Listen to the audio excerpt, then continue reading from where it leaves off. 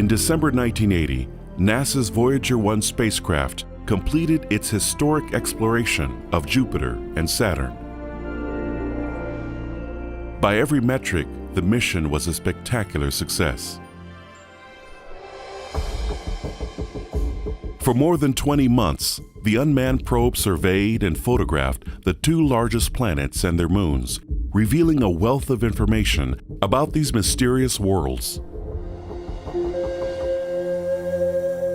10 years later, as Voyager prepared to leave the solar system, astronomer and mission specialist Carl Sagan requested a final series of photographs that would include planet Earth.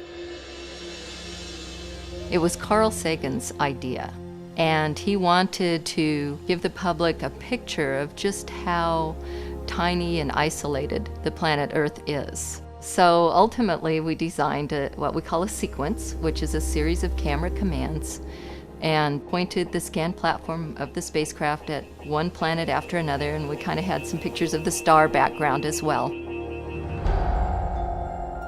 On February 14, 1990, Voyager's wide and narrow field cameras captured this mosaic of the solar system.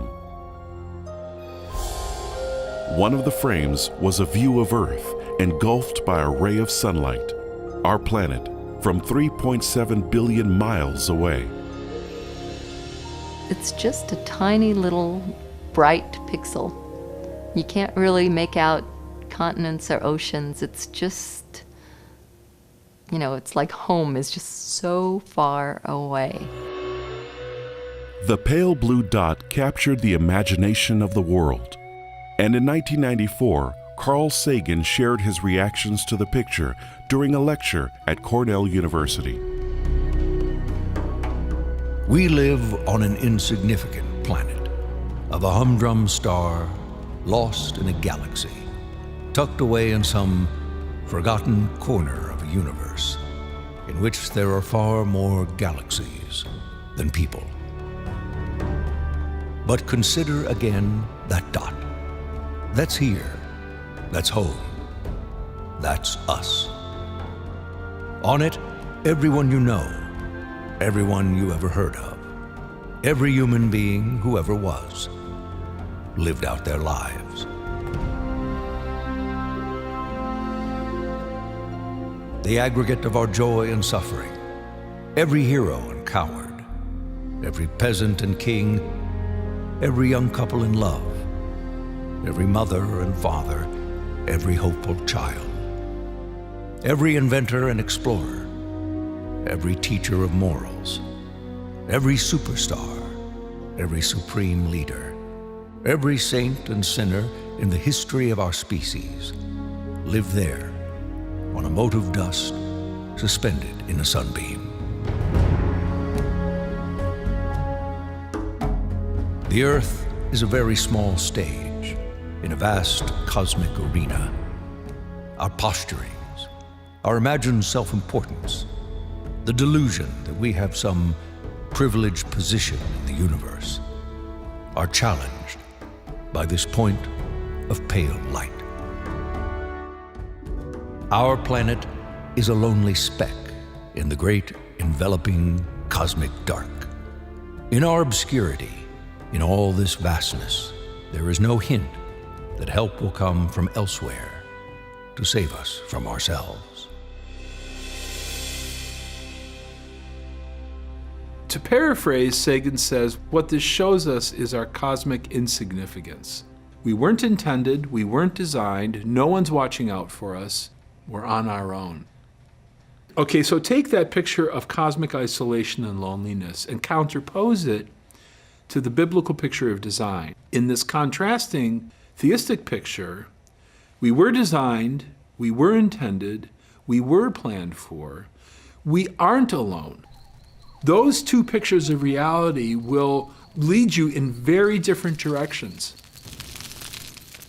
3,000 years before Carl Sagan pondered the significance of planets and people, David, Israel's shepherd king, looked into the night sky and found answers of his own. They are recorded in the Psalms of the Old Testament. O Lord, your glory is higher than the heavens. When I look at the night sky and see the work of your fingers, the moon and the stars you set into place, what are mere mortals that you should think about them? Human beings that you should care for them. Yet you made them only a little lower than the angels and crowned them with glory and honor.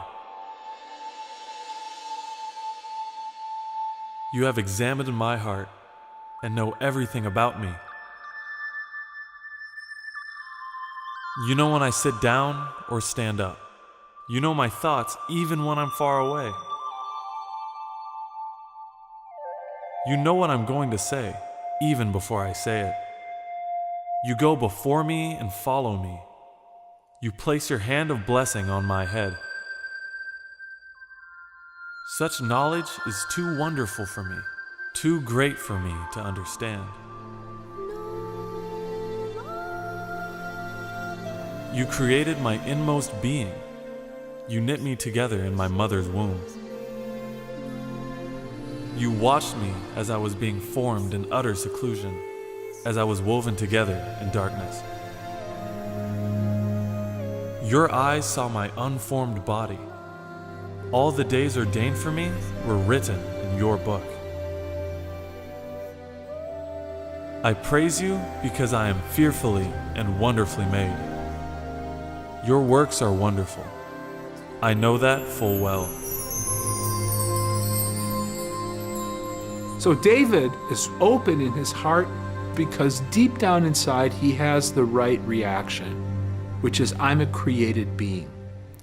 I am the product of a mind that built me and all of that. And despite the fact that he built all of that, which is so grand and so much vaster than me, he cares about me. He cares about me. I think Carl Sagan's perception is so strikingly different because Carl Sagan's universe has, well, in a sense, God's gone. And if the main actor for David, the God of Abraham, Isaac, and Jacob, has left the scene, then who's responsible? Who built it? Who built it all?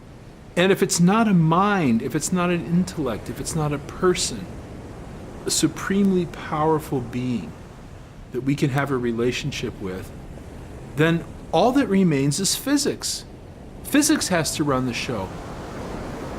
And we become, instead of an intended, designed creature of a great creator, we become a lucky outcome of a long string of cosmic accidents.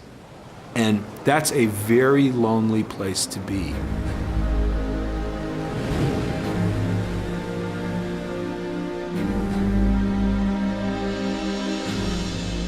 So what should we make of the pale blue dot and the passengers who call it home? Are we cast adrift on a speck of dust, hopelessly lost in a cold, dark universe? Or is our planet's oxygen-rich atmosphere an abundance of liquid water? Its temperate climate and ideal location within the solar system, its magnetic field, geography, and dozens of other factors that make life possible, all the magnificent products of mind, purpose, and plan. And if Earth was designed as a sanctuary for human beings, then is it possible we exist for a reason beyond mere survival?